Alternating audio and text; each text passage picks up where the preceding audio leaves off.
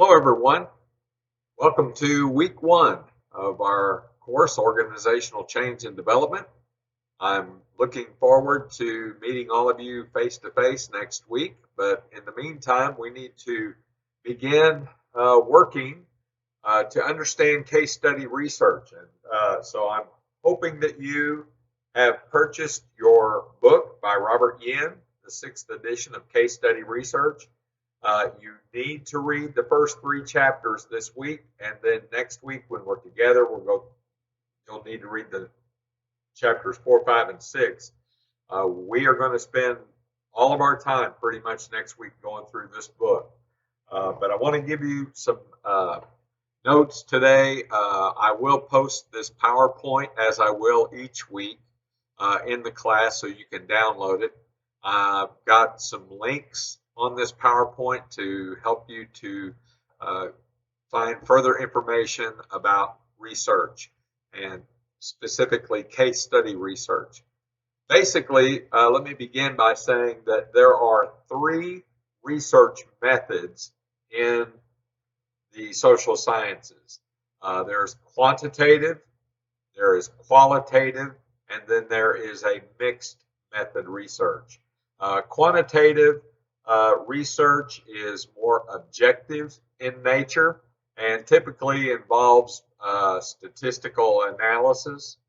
And then there are several research designs that go along with quantitative research. Next, we have qualitative methodology. And qualitative methodology is considered more of a soft science because it's more subjective in nature than it is objective in nature. That means that the individual researcher is going to be the one who's going to be interpreting the data versus statistical analysis. And then a mixed method research is a combination of the two. There will be qualitative and quantitative. And so these are the three research methods. Now, within those methods, quantitative research includes variables. Okay, so and we're going to be dealing primarily or specifically with qualitative, but I want you to see the other side of it so that you can draw a distinction.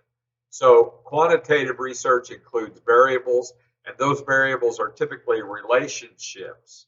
You know, the relationship between groups, the relationship between an experiment, doing something, and then applying a treatment to it, and then coming back and analyzing whether that treatment did any good.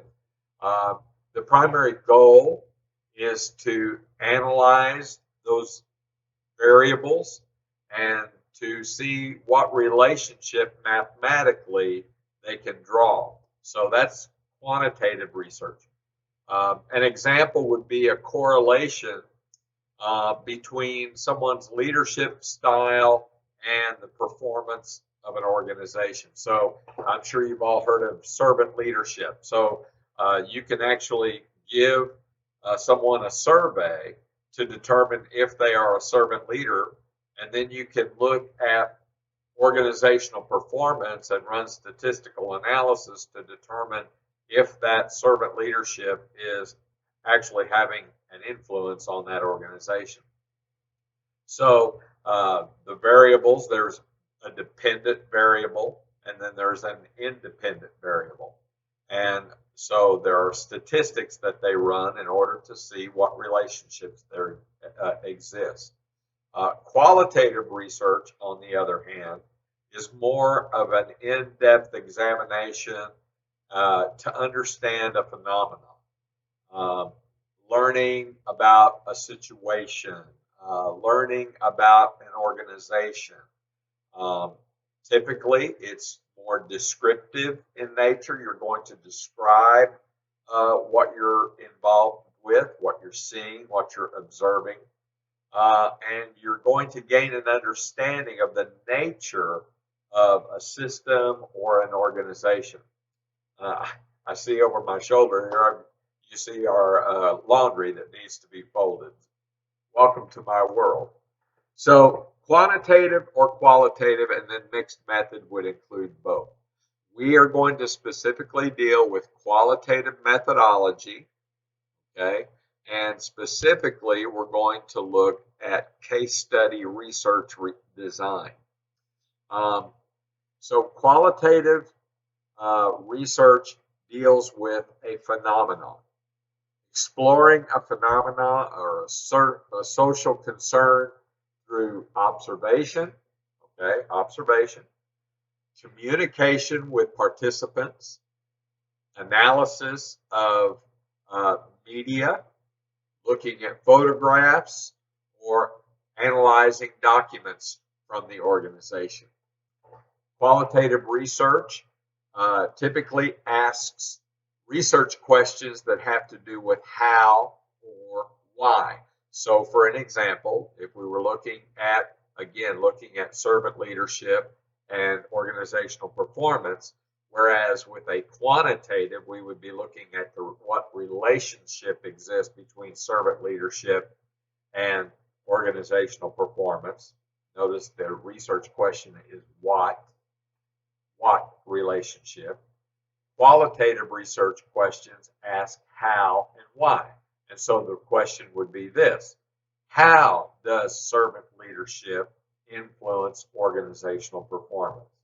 Or why does servant leadership influence organizational performance? So the phenomenon that we are going to be examining in this particular example would be how servant leadership influences the performance of a particular organization. It's more subjective in nature. That is because as a researcher, you're going to be observing and then interpreting what you see, or you're going to be reading documents. You're going to be interpreting what you're reading. So the goal of qualitative research is to gain insight by exploring in depth the richness and complexity of a phenomenon. Okay, so you're going to be involved in it. So that's what qualitative phenomenon is all about. Now, when we talk about research design, so we've got three categories. You've got qualitative, quantitative, and mixed methods. Those are the methodologies of research, three methods of research. Then within each one of those methods, there are research designs, okay?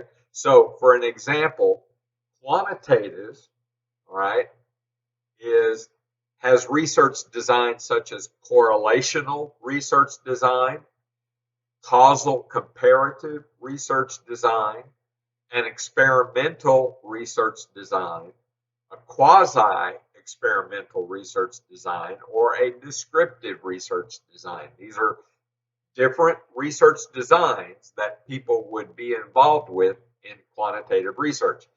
Qualitative research, on the other hand, has case studies, all right, which is what we're going to be doing, a narrative study, a grounded theory, a phenomenology, or a historical study. All right, so those are all different research designs. In one university that I teach, one of my students was a pastor, and in his particular denomination, they did not allow women to be ordained. And so he wanted to examine that. So he did a historical study. And what he did was he looked through all the organizational documents to synthesize that information in order to come up with, who started this, who said we can't have women ordained in the ministry, and then he traced it to find the results. And so that was a historical study. Now, case study research design, let's narrow it back down, okay? So I've given you a broad picture. You've got three research methods: quantitative, qualitative, and mixed method. Within those three, you have research designs, okay? Specifically in this class, we are going to focus on case study research design. Now, when we talk about research of any type, we need to take into consideration reliability and validity. Reliability and validity. In other words, is this research reliable? Is it valid research? So when we talk about reliability and validity with regard to case study research, we need to understand that as a researcher, your personality is going to be involved. It's a subjective experience. That is, you need to understand that your personality is going to probably come through somehow in your interpretation of that. Now, with knowing that, you need to keep that at bay. All right, you need to set aside personal biases, and you need to approach the data and allow the data to speak for itself without your preconceived ideas. All right, we need to understand that we analyze the data in a case study by synthesizing the information. That is, look for reoccurring themes. If you're doing interviews with several people, note the themes that continue to come about. I'm going to have to hurry. I'm running out of time. YouTube only gives me 15 minutes.